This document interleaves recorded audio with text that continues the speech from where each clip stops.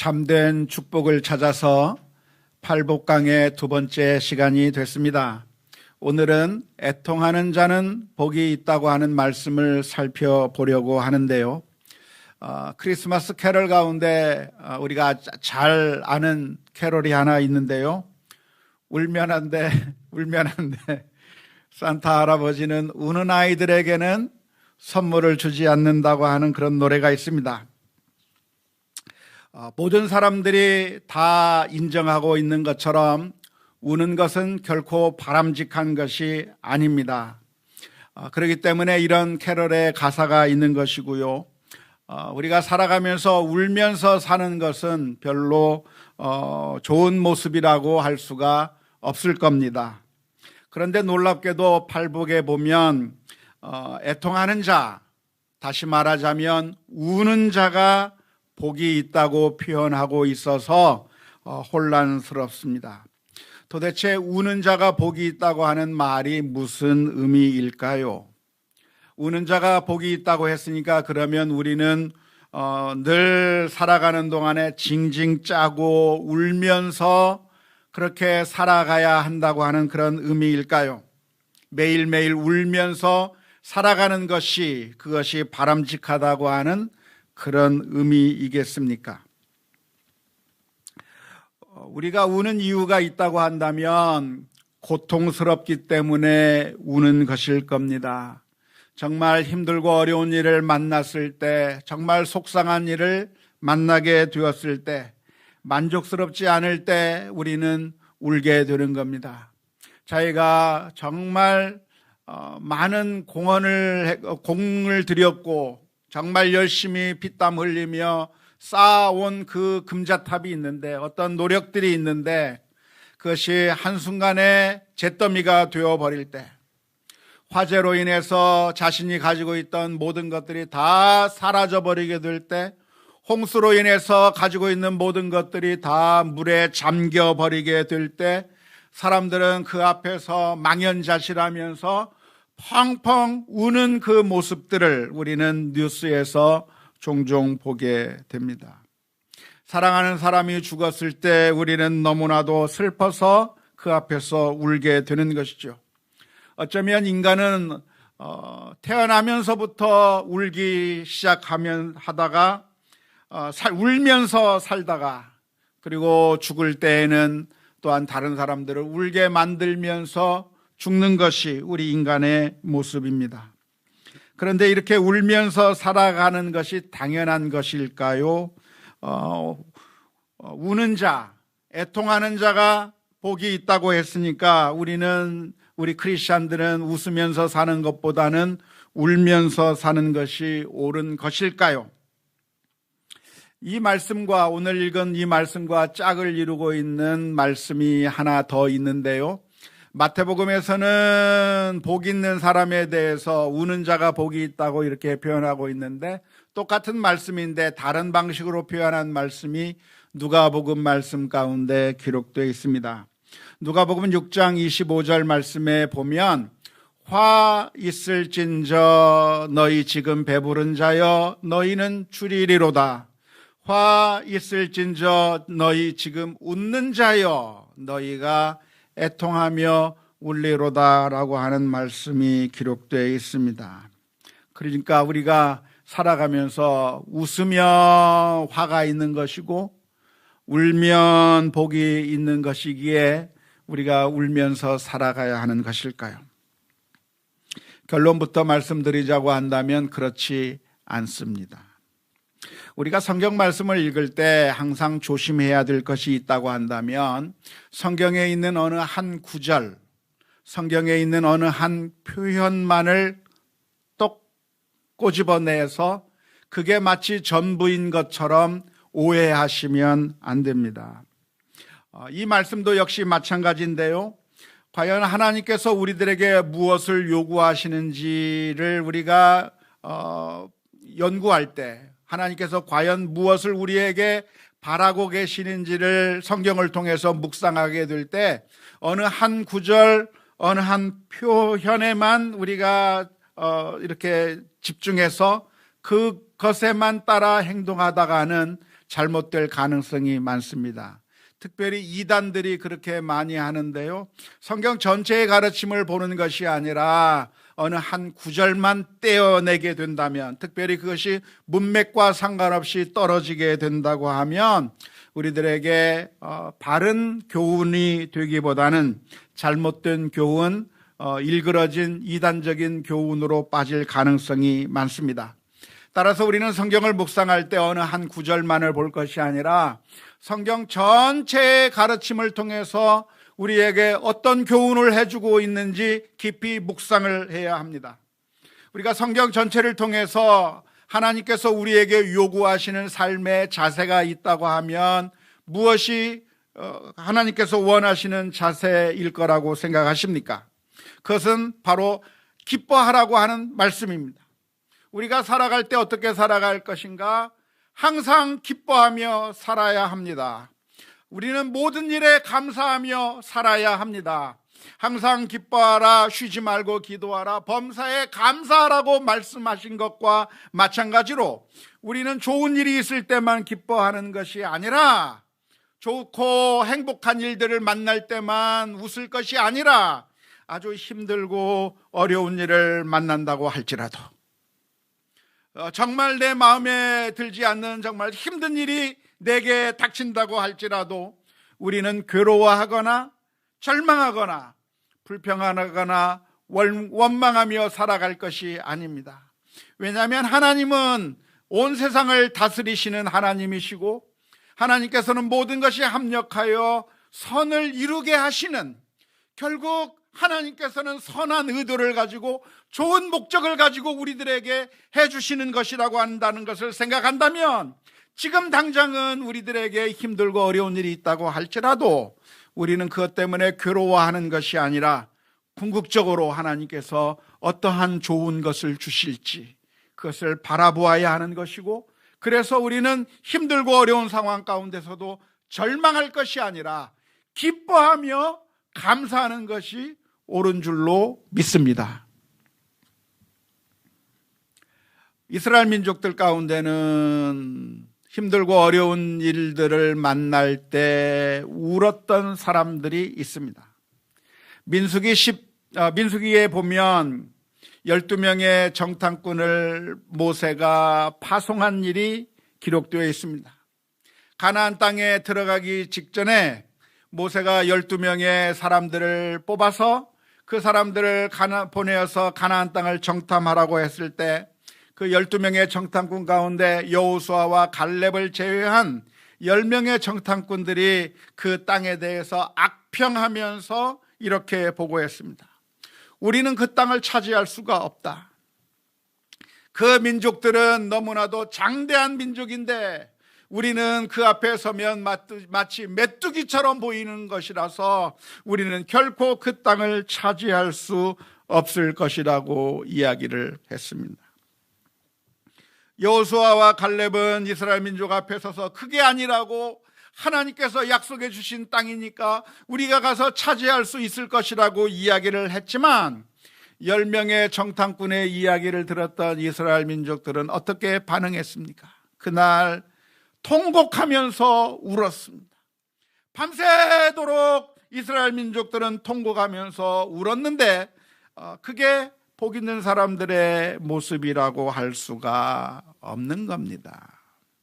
그 순간에는 우는 것이 아니라 하나님을 믿어야 했었고, 그 순간에는 하나님의 신실하심을 바라보면서 믿음으로 반응하는 것이 옳았을 것이라고 할 수가 있겠습니다. 그런데 오늘 팔복의 말씀 가운데서는 우는 자가 복이 있다고 말씀하시니까 혼란스러운 겁니다. 왜 이 팔복에서는 우는 자가 복이 있다, 애통하는 자가 복이 있다고 말씀하시는 것일까요? 도대체 그 이유가 무엇이겠습니까? 이 말씀을 해석하는 것이 어려운 것은 이 말씀이 달랑 이 구절만 있기 때문에 그렇습니다.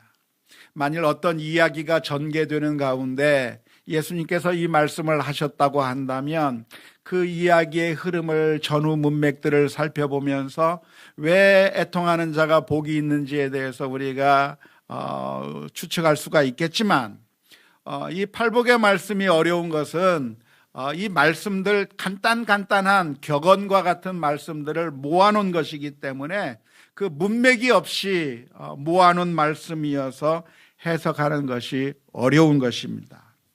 할 수 없이 우리는 어떻게 해석해야 됩니까?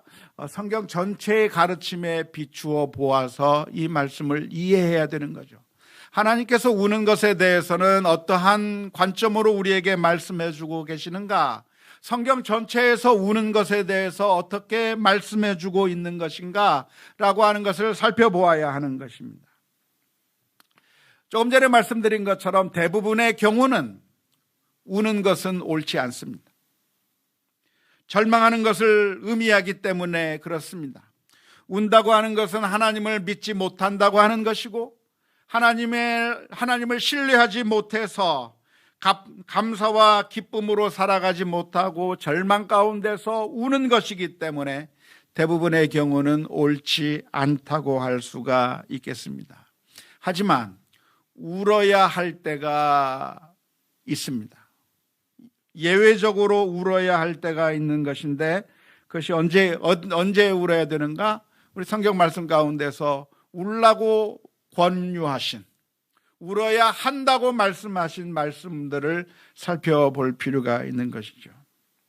예수님께서는 한 번은 울라고 말씀하신 적이 있었는데요, 그것은 바로 예수님의 제자들이, 여인들이 예수님께서 십자가를 지러 가는 그 길 가운데서 울고 있을 때 해주셨던 예수님의 응답입니다.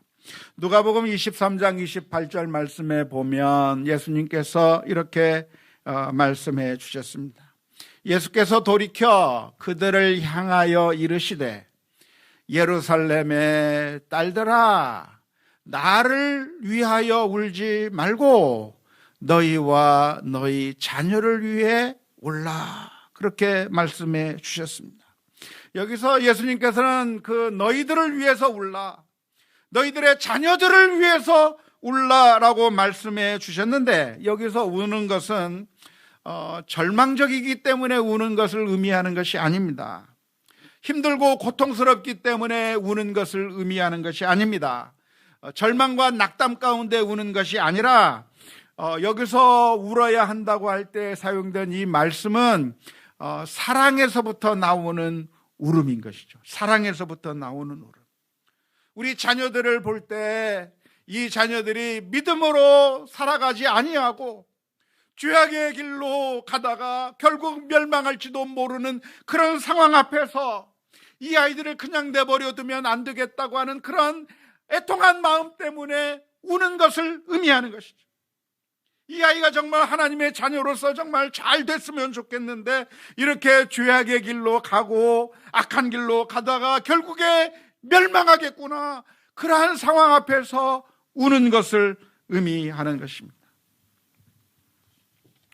우는 것이 대부분의 경우는 잘못된 것이지만 우는 것이 괜찮은 경우, 정당한 경우가 있는 것인데, 그것은 바로 우리 자녀들이 잘못된 길로 가다가 멸망할 것을 염려하면서 사랑하는 마음에서부터 우는 것은, 그것은 바로 바람직한 것이라고 할 수가 있겠습니다. 만일 우리들의 자녀들이 잘못된 길로 가고 있고, 그리고 그 잘못된 길로 가다가는 결국은 멸망할 것이 뻔함에도 불구하고 무덤덤하고 있다고 하면 그것은 옳지 않은 것이죠. 마치 엘리의 두 아들 홈니와 비느하스가 하나님의 제사를 무시하고 악한 일을 하고 있음에도 불구하고, 그래서 하나님께서는 사무엘을 통해서 너희 가정을 하나님께서 심판하시겠다고 말씀해 주셨음에도 불구하고 거기에 대해서 대책을 세우지 아니하고 무덤덤했던 그런 엘리 제사장처럼 지금 죽을 수밖에 없는 상황이 우리들 앞에 놓여져 있는데 아무런 대책도 세우지 아니하면서 무덤덤하다고 하면 그것은 잘못된 것이라고 할 수가 있을 것입니다. 애통하는 자가 복이 있다고 하는 말씀은, 그러니까 이런 상황 가운데서 죄에 대한 염려 때문에 저러다가 망하면 어떻게 하나 하는 그런 사랑의 마음에서부터 우는 것을 의미할 것입니다.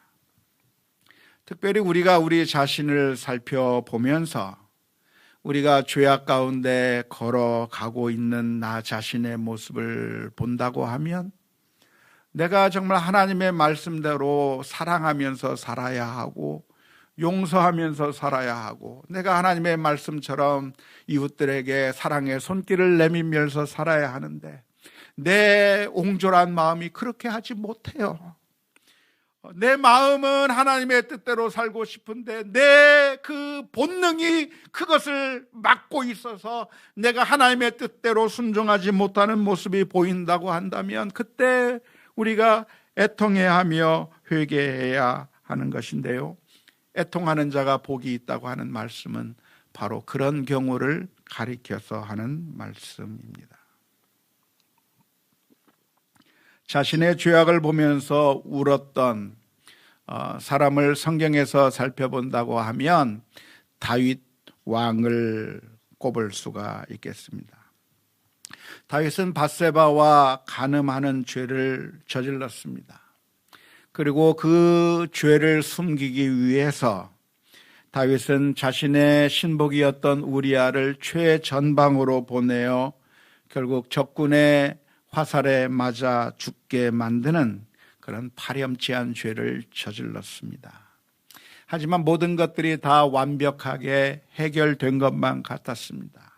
이제는 과부가 되어버렸던 그 밧세바를 정당하게 자신의 아내로 맞아들였고 이제는 더 이상의 괴로울 일도 마음 조마조마할 일도 없이 완벽하게 모든 일들을 다 성공적으로 다 이루어냈다고 생각할 때였습니다. 하나님께서는 다윗의 그 행위를 악하게 보셨고 그리고 나단 선지자를 다윗에게 보내어 주셨습니다. 나단 선지자는 그 다윗 왕 앞에 와서 거울을 들었습니다. 다윗의 모습을 보여주는 거울을 들면서 다윗에게 이야기를 해 주었습니다. 이스라엘 민족에 어떤 부자가 있습니다. 그 부자는 모든 것을 다 가졌고 양도 너무나도 많고 정말 부족함이 없는 부자가 하나 있었습니다. 그런데 그 집에 어떤 손님이 찾아오게 되었을 때 그 부자는 자신의 집에서 양을 잡아 손님을 대접한 것이 아니라 그 옆에 있는 아주 가난한 여인의 과부의 하나밖에 없는 그 어린 양 애지중지하면서 마치 자식처럼 소중하게 여기는 그 양을 빼앗아 손님을 대접했다고 하는 이야기를 해 주었습니다. 그 이야기는 거울로서 다윗의 모습을 보게 해준 것인데 다윗은 그 거울을 보면서도 자신의 죄를 보지 않았습니다. 그 순간에 다윗은 분노하기 시작했습니다. 그리고 당장 그 사람을 잡아다가 죽여야 된다고 했습니다. 잘 아시다시피 우리들은 우리들의 죄를 가리기 위해서 분노하는 겁니다. 악한 사람의 이야기를 볼 때 우리 크리스찬들이 가져야 될 가장 당연한 자세가 있다고 한다면 그 악한 모습을 보면서 그 거울에 비추어 자신의 죄를 발견하는 것이 우리 크리스찬들의 바른 삶의 태도입니다. 우리가 무슨 악을 보게 된다고 하면 그 악 속에 들어있는 나 자신의 모습을 바라보아야 되는 것이고 내가 똑같은 죄를 짓고는 있지 않는지 나 자신의 죄악을 바라보면서 애통해야 하는 것이 우리 성도들의 모습이어야 합니다. 하지만 대부분의 많은 사람들은 그 거울 속에서 자신의 죄를 바라보는 것이 아니라 반사해버리고 분노하기 시작합니다. 분노하는 그 모습 속에서 자신의 죄악을 꽁꽁 숨기는 것이죠. 나는 저런 죄를 안 짓는 것이냐, 내 죄를 꽁꽁 숨겨버리고 분노하면서 그 사람을 향해서 저 사람은 죽어야 마땅하다고 이야기하는 겁니다. 그 순간에 나단 선지자가 KO 펀치를 날렸습니다. 바로 그 사람이 당신이요, 그 악한 사람이 바로 당신이라고 하는 그 이야기 앞에서 다윗은 엄청난 충격을 먹고 거기서 하나님 앞에 무릎을 꿇었습니다. 자신의 더러운 죄악을 가리고 있던 모든 것들이 한순간에 완전히 벗겨져 버리고 벌거벗은 것처럼 서버린 그 자신의 모습을 보면서 하나님 앞에서 울었습니다. 내가 이렇게 사악한 인간이구나 하는 그 사실을 보면서 통곡하면서 하나님 앞에 울었는데요, 그렇게 울었던 다윗의 그 회개가 시편 51편의 말씀 가운데 기록되어 있습니다. 그 내용 가운데 시편 51편 11절의 말씀을 보면 다윗은 이렇게 기도했습니다.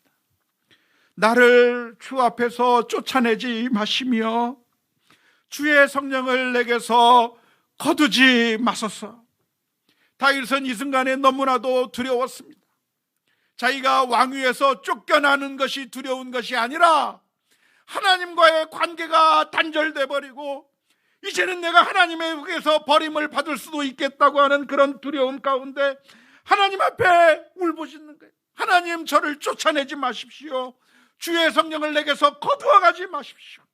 하나님과의 관계가 단절되는 것을 가장 무서워했던 그 다윗이 하나님 앞에 무릎을 꿇고 엉엉 울게 될 때 놀랍게도 하나님께서는 그 다윗을 용서해 주셨고 그를 품어 주셨습니다.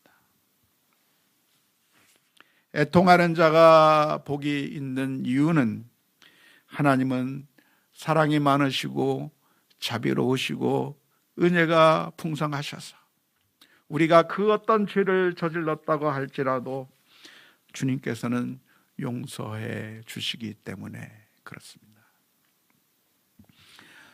대부분의 사람들은 다윗처럼 반응하는 것이 아니라 헤롯 왕처럼 반응을 합니다. 헤롯 왕의 잘못에 대해서 세례 요한이 그것은 잘못된 행위라고 지적을 하자 헤롯은 그 귀를 막아버리고 세례 요한을 가두었을 뿐만 아니라 세례 요한을 죽여버리고 말았습니다. 아합 왕을 향해서 하나님께서는 미가야 선지자를 보내서 하나님의 심판을 선언해 주셨습니다.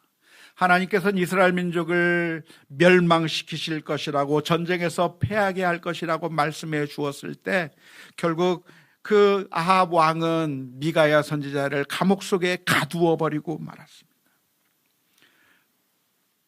우리의 죄악 가운데서 우리의 귀를 막아버리거나 무덤덤하거나 오히려 죽이려고 달려드는 자에게는 은혜가 있을 수가 없는 것이고, 진정으로 자신의 죄를 바라보면서 회개하는 자에게 하나님께서 은혜를 베풀어 주시기 때문에 애통하는 자가 복이 있다고 말씀해 주시는 것입니다.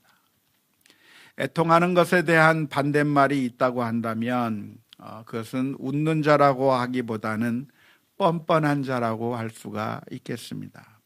죄를 짓고서도 두려움이 전혀 없을 뿐만 아니라 뻔뻔함으로 일관하는 사람들이 많이 있는데요, 그런 사람들에게는 소망이 있을 수가 없는 것입니다.